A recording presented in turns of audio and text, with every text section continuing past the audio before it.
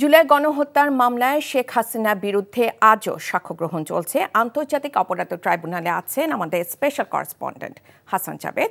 আমাদের সঙ্গে সরাসরি যুক্ত হচ্ছেন তিনি। জাবেদ, সাক্ষ্য গ্রহণ তো চলছে, আজ এখন পর্যন্ত কতজন সাক্ষ্য দিয়েছেন? রাইকা, এই মুহূর্তে কিন্তু ট্রাইব্যুনালে দুপুরের যে খাবারের বিরতি সেটা চলছে। 2টার পরেই আবার আজকের মামলার যে চতুর্থ সাক্ষী আজকের, অর্থাৎ ইতিমধ্যেই 3 জন সাক্ষী তাদের সাক্ষ্য দিয়েছেন। তাদেরকে কিন্তু জেরাও করেছেন আসামি পক্ষের আইনজীবীরা। তবে চৌধুরী আবদুল্লাহ আল মামুনের পক্ষের আইনজীবীরা কিন্তু কোনো সাক্ষীকেই জেরা করছেন না, যেহেতু তিনি এই মামলায় রাজসাক্ষী হিসাবে সাক্ষ্য দেওয়ার জন্য আবেদন করেছেন। সেহেতু হয়তো তারা এই সাক্ষ্য জেরা করছেন না। তবে শেখ হাসিনা এবং আসাদুজ্জামান খান কামালের পক্ষে যে রাষ্ট্রনিযুক্ত আইনজীবী, তিনি কিন্তু প্রত্যেক সাক্ষীকেই জেরা করছেন। আর আজকে 3 জন সাক্ষী ইতিমধ্যে সাক্ষ্য দিয়েছেন। তাদের মধ্যে 2 জন কিন্তু জুলাই আহত যোদ্ধা, যেমন আব্দুস সামাদ, তিনি একজন সবজি বিক্রেতা এবং 19 জুলাই তিনি আন্দোলনে গুলিবিদ্ধ হয়েছিলেন উত্তরার আজমপুরে, এবং ইবনে সিনা হাসপাতালে গিয়ে তার গুলিটা বের করা হয়েছিল, তার মাথায় গুলি লেগেছিল এবং তিনি সেদিনের ঘটনার বর্ণনা করেন। আরেকজন জুলাই যোদ্ধা হচ্ছে নাইম শিকদার, যার বয়স 22 বছর।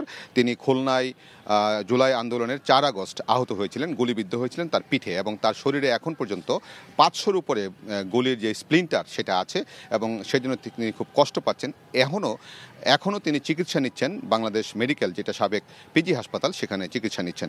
এবং নাইম শিকদার যেটি বলেছেন যে 4 আগস্ট পুলিশ তার একদম কাছে এসে তাকে গুলি করে, এবং কার কার নির্দেশে গুলি হয়েছিল সব কিছু বলে প্রত্যেক সাক্ষী কিন্তু আসামিদের দৃষ্টান্তমূলক শাস্তি দাবি করেছেন, বিচার চেয়েছেন। যারা জুলাই আন্দোলনে আহত হয়েছিলেন, নিহত হয়েছিলেন, সব ঘটনা যেন বিচার হয়, তারা সেই বিচার দাবি করেছেন।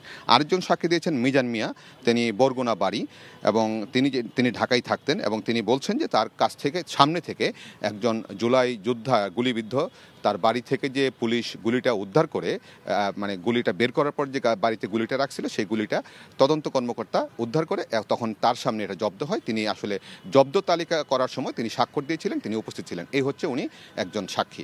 মোট 3 জন সাক্ষী দিয়েছেন।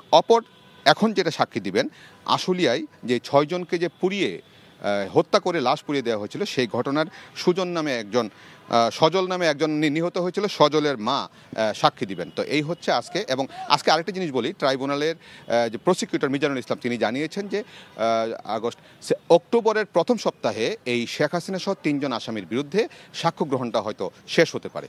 তো এখন কিন্তু একটু পরে সাক্ষ্য শুরু হবে। রায়কা, জানছিলাম জুলাই গণহত্যায় শেখ হাসিনার বিরুদ্ধে সাক্ষ্য গ্রহণের খবর। বান্ডেল থাকলে প্রতি সেনমানিতে টাকা বাঁচবে। বিকাশ সেনমানি বান্ডেল কিনে জিতুন প্রতি লেনদেনে।